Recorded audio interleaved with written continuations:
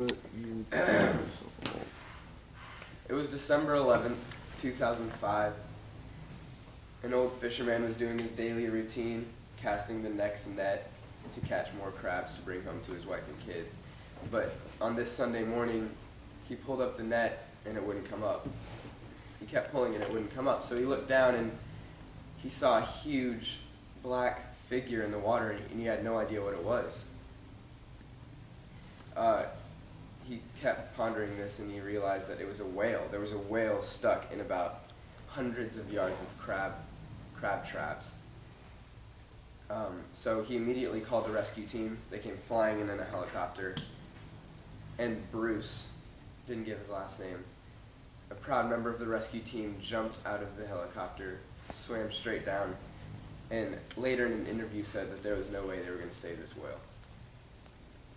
I'm here to talk to you today about why whales are so amazing, why we need whales, and how we as a class can help to save the whale movement. First, the blue whale, the biggest animal that God created. Biggest animal to ever be recorded on the face of the earth. The sperm whale has a 20-pound brain. I think that's bigger than some middle school girls.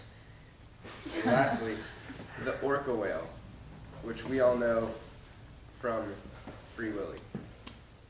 But I want to stop on the humpback whale, which is my personal favorite whale. It sings this song upside down in the water.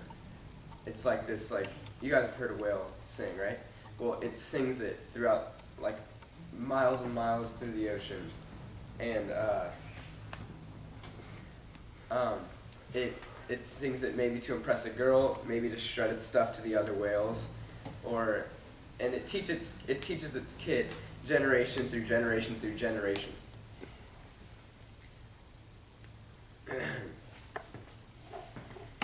We need whales because if we didn't have whales, we'd be leaving tons and tons of employees out of work. There's this thing called whale watching that tourists fly from all over the world to go on, which they travel out on a boat into the middle of the ocean and see whales jump. And we make millions and millions of dollars on it every year, and if we didn't have that, we'd be leaving employees out of work and be losing one of our huge ocean money-making extravaganzas.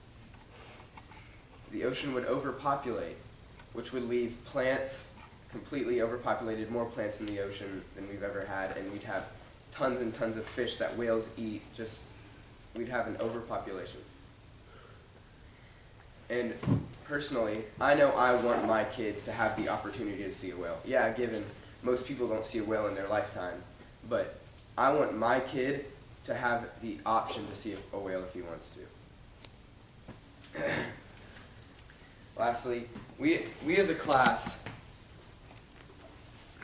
can help to save the whale movement by, I was doing research and I scrolled down on my topic, and there was this thing that said pay $30 a year to adopt a whale, which will keep your whale completely living and healthy. Not like moving a whale into your backyard, but keeping it healthy. So for $30 we can do that. So I was thinking, how many people do we have in our class? About about 100. So just move the decimal to 30, right? So it's 0.3, which would be 30 cents. So if we all brought in 30 cents, maybe I'm daydreaming, but if everyone in the grade brought in 30 cents and we sent it, we could support one whale. Then maybe the other grades are hearing about this. Maybe they join in. Maybe I'm daydreaming, I don't know. But they all bring 30 cents, a quarter and a nickel, right? Maybe other schools start hearing about this. Next thing you know, you have all of Tennessee bringing in quarters and nickels to send to these whales, and Tennessee supports 1,000 whales, right? I mean, about the whale that was in the crab traps, Bruce jumped into the water, swam down to the bottom, cut this whale, cut all the nets around this whale. The whale came up and gave them 30 minutes of just jumping into the air and splashing back into the water. So today I'm going to leave you with a question. Are you going to let another opportunity slide right by Or tomorrow am I going to see you with a quarter and a nickel?